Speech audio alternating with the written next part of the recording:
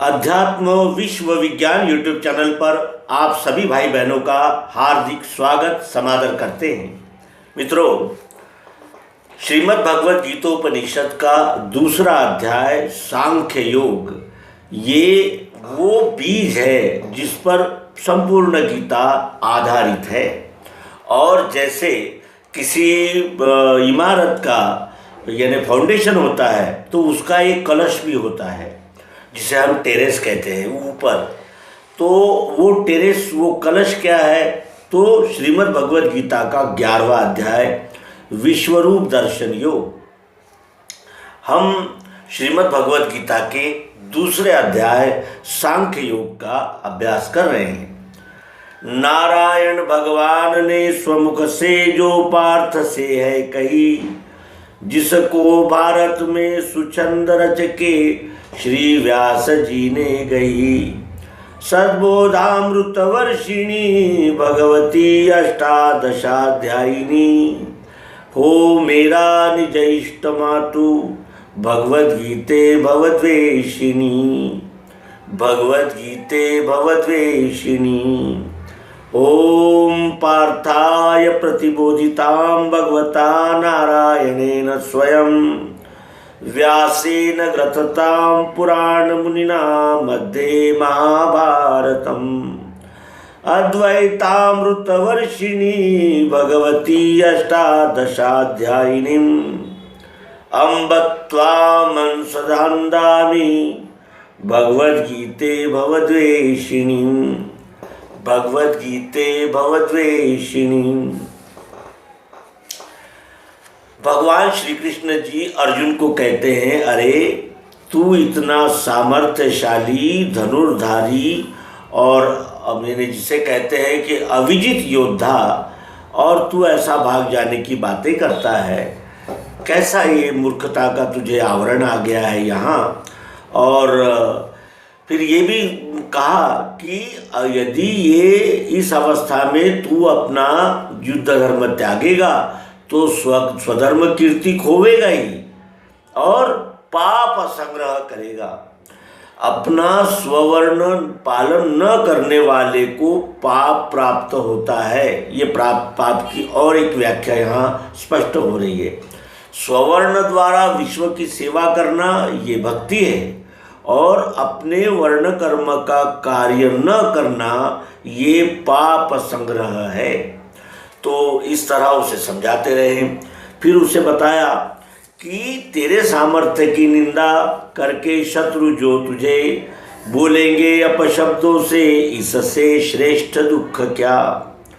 मरेगा तो स्वर्ग प्राप्ति, भोगेगा राज्य जीत से। हे कौन्तेय इसी से तू खड़ा हो रण हेतु से। सुख दुख लाभ हानि जया जय समान ही, करके युद्ध में जूझो तुम्हें पाप नहीं लगे। पाप कब नहीं लगता है? सुख दुख लाभ हानि जया जय इनको समान करके जो अपने स्ववर्ण कर्म में लग जाता है ना, उसे पाप नहीं लगता। ज्ञान बुद्धि कही मैंने मान तू पार्थ कर्म में, ये बुद्धि युक्त होने से छूटेगा भवबंध से। ज्ञान बुद्धि कही है मैंने ज्ञान बुद्धि कही, क्योंकि ज्ञान की बुद्धि जो होती है वो संपूर्ण होती है, क्योंकि उसके साथ कर्म का बल होता है। कर्म और ज्ञान ये दो ही एक ही वस्तु के दो सापेक्ष भाव है। कर्म भाव है क्षर भाव, सतत रूपांतरण होने वाला क्रियाशील भाव, और ज्ञान है स्थायी स्थिर भाव, अक्षर भाव, जिसे हम चाह जरूरत प्रियत्व मिठास आत्मा भी कहते हैं। और ये ज्ञान बुद्धि यहाँ मैंने तुम्हें कही है, इससे तू कर्म में मान। ज्ञान बुद्धि कही मैंने मान तू पार्थ कर्म में, ये बुद्धि युक्त होने से छूटेगा कर्म बंध से। कर्म के बंधन होते हैं जीव को, और इस ज्ञान बुद्धि से चलने पर, इस प्रकार के बुद्धि युक्त होने पर कर्म बंधन से छूटा जाता है। यहाँ कर्म नहीं टूटे, संग दोष नहीं लगे, अल्प भी आचरे से ये बचावे भवबंध से। ऐसा कौन सा कर्म है कि जो इसका उसकी धारा टूटती ही नहीं और संगदोष भी नहीं लगता, संगदोष भी नहीं लगता। संगदोष लगकर ये करने वाला व्यक्ति वैसा करने लग जाता है, ऐसा भी नहीं होता। और अल्प भी आचरण से, थोड़ा सा भी अगर आचरण हम अपने स्ववर्ण कर्म का अनन्य भाव से करते हैं तो भवबंध से बचा सकता है। ये कर्म ही भवबंध से बचा सकते हैं, लेकिन वो कैसे होने चाहिए? सुख दुख लाभ हानि जया जय समान करके जो स्वकर्म किए जाते हैं विश्वरूप परमात्मा की अनन्यता पूर्वक सेवा के लिए। अपने कर्म की बुद्धि एक है गुरुनंदन, अनंत शाखा होती है स्वकर्म त्याग बुद्धि में। अपने कर्म की बुद्धि कैसी है? एक है। क्षत्रिय का एक कर्म ज्ञान न्याय रक्षा, ब्राह्मण का एक कर्म ज्ञान विज्ञान देना और लेना, वैश्य का स्वकर्म व्यापार गोपालना एक कर्म, और शूद्र का सेवा ये एक कर्म। अपने कर्म की बुद्धि एक है गुरुनंदन, अनंत शाखा होती है स्वकर्म त्याग बुद्धि में।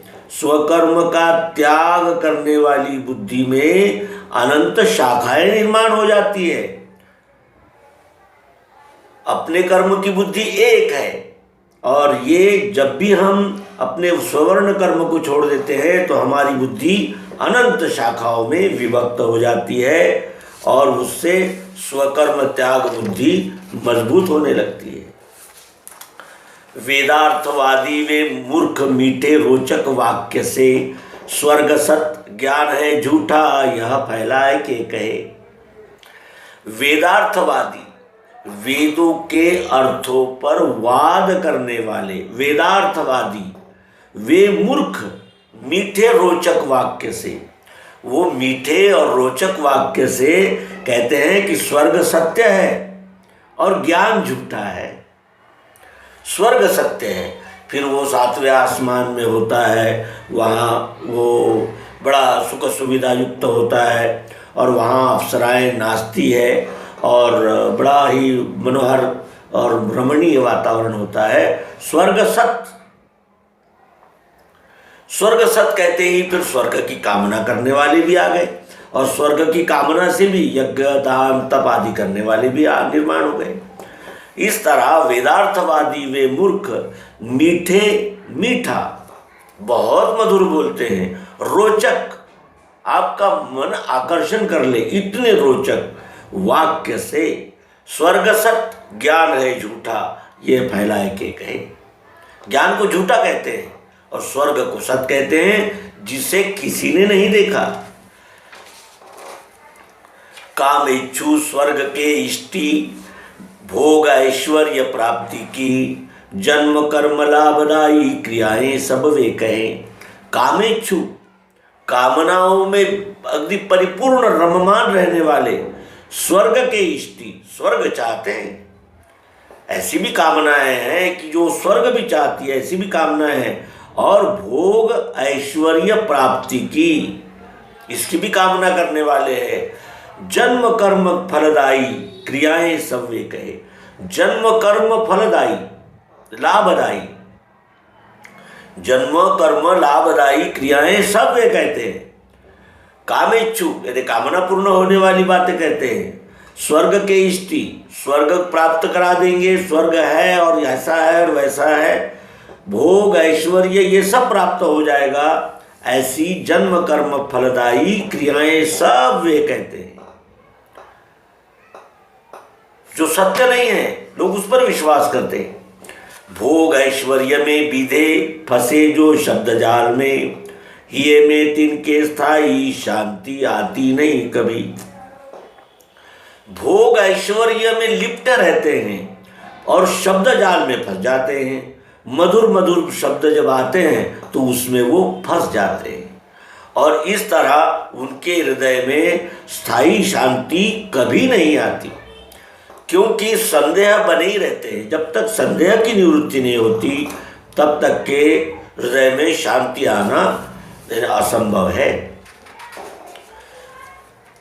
अब यहाँ हमें अत्यंत महत्वपूर्ण ऐसे टॉपिक की ओर यहाँ से शुरुआत होती है। दूसरे अध्याय का सांख्य योग, श्लोक क्रमांक 45। गुणों को गा रहे वेद, तू गुणातीत पार्थ हो, निर्द्वंद नित्य सत्वस्थ, निर्योग क्षेम आत्मवान। गुणों को गा रहे वेद, ये वेद 3 गुणों को गा रहे हैं, यानी इन तीनों गुणों में ही ये रममान हो गए हैं और तीनों गुणों की लीला को ही गाते जा रहे हैं। तुझे गुणातीत होना चाहिए। कौन से गुण का कब उपयोग करना है, कौन सा गुण उदय हुआ है, कौन से गुण के विकार क्या है, गुणों को किस तरह पहचान कर गुणों में आबद्ध न होते हुए गुणों से कार्य लेना है, ये गुणातीत के कार्य है, गुणातीत के लक्षण है। गुणों को गा रहे वेद, तू गुणातीत पार्थ हो, निर्द्वंद। निर्द्वंद किसे कहते हैं? जिसके संशय भ्रम समाप्त हो गए हैं, निर्द्वंद हो गया वो अक्षर को भी जानता है, अक्षर को भी जानता है, द्वंद्व में नहीं फंसता वो। उसकी प्रतिष्ठापना वो पुरुषोत्तम भाव से विश्व की ओर देखता है, तभी वो गुणातीत होता है। और नित्य सत्वस्थ, सत्य में नित्य प्रतिष्ठित, सत्य से ही व्यवहार करता है, क्योंकि वो सत्य क्या है ये जानता है। आत्मवान, आत्मवान होता है वो। तो आत्मवान का क्या अर्थ हम समझेंगे? आत्मनिश्चय से युक्त। मैं आत्मा हूं, शरीर भी मैं ही हूं, लेकिन आत्मा और शरीर 2 नहीं है, दोनों मिलकर ही मैं पुरुषोत्तम भाव हूं। इस आत्मनिश्चय में जो स्थित हो जाता है उसे आत्मवान कहते हैं। तो मित्रों, हम क्रमशः सांख्य योग का अभ्यास करेंगे और श्रीमद् भगवद गीता को जानकर, समझकर, बोध प्राप्त करके असीम समाधान को प्राप्त करेंगे, जो हमें अपने स्वस्वरूप से मिला देगा। धन्यवाद।